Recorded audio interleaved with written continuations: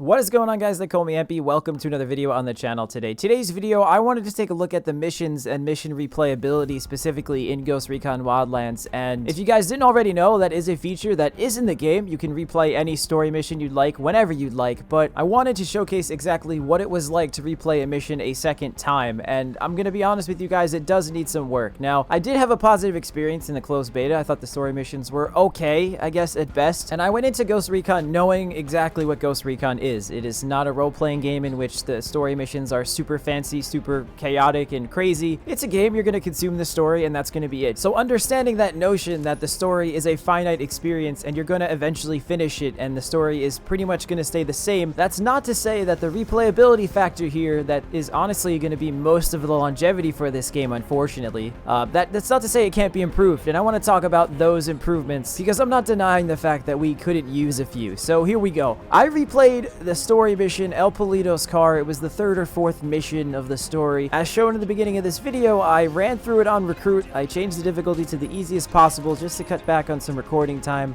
I ran through it as fast as I could. I killed a few bad guys. The AI did some dialogue.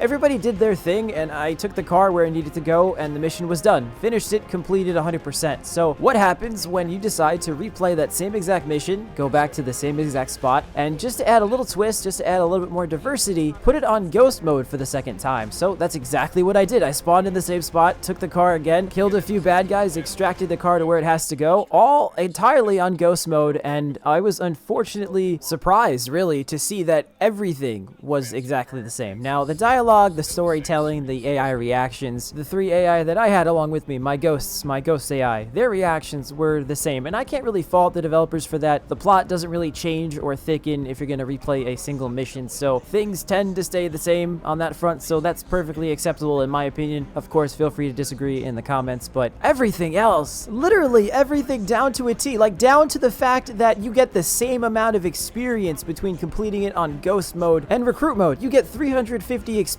if you do this regardless of whatever difficulty you're on. It could be 100 times harder, the AI could hit harder, whatever, and you'll get the same amount of EXP. I was very surprised to see that. What is the incentive? Where is the reward for completing something on ghost mode instead of recruit mode? That's something that's definitely going to have to be improved. And in fact, not improved, changed. You should not get 350 experience, which in the grand scheme of things isn't a lot to begin with. For doing a mission, let's say the final boss battle for Itaqua, get the same amount on recruit and ghost. That's not cool, but you guys are going to notice that I swapped over to ghost mode here, and regardless of if I did this on ghost mode for a second time, I could have played this on recruit for a second time. It was really disappointing to see that the AI are standing in the exact same positions, they patrol the same spots for the same amount of time, they're looking in the same directions. It doesn't seem like there's much of a diversity here in gameplay between the two modes. Again, it is a replay of a mission, so some things are going to stay the same, of course, that makes perfect sense, but it should not be an identical copy. That is not something that's going to keep people playing in the long run. Again, if we're not talking about potential PvP or whatever have you. In my experience, the only things that I have noticed that changed between playing recruit and ghost mode here are that the AI can detect you a little bit faster, and that's about it, because we're playing in stealth here. We talked about it in a previous video that on ghost mode, the only thing that really changes is the amount of bullets that you could take and the AI accuracy. So if you're playing in stealth, you're not really going to expect to take as many bullets, and it's not going to really matter all that much. The same applies to the AI accuracy, so the only real factor at play here between the two modes is how fast you can get detected by the AI, and that's really not enough in my opinion for longevity purposes. The game's going to need a lot more if it wants to survive in that department, and this is becoming a discussion on how ghost mode can be improved, but there's no arguing here that in the build that we played, which was the closed beta, ghost mode wasn't really that hard, and I attributed that to, in another video, that Itaqua was a one skull difficulty province, and things could definitely change when the game comes out and we get into the harder provinces. But if that's not the case and the harder provinces aren't all that much harder, which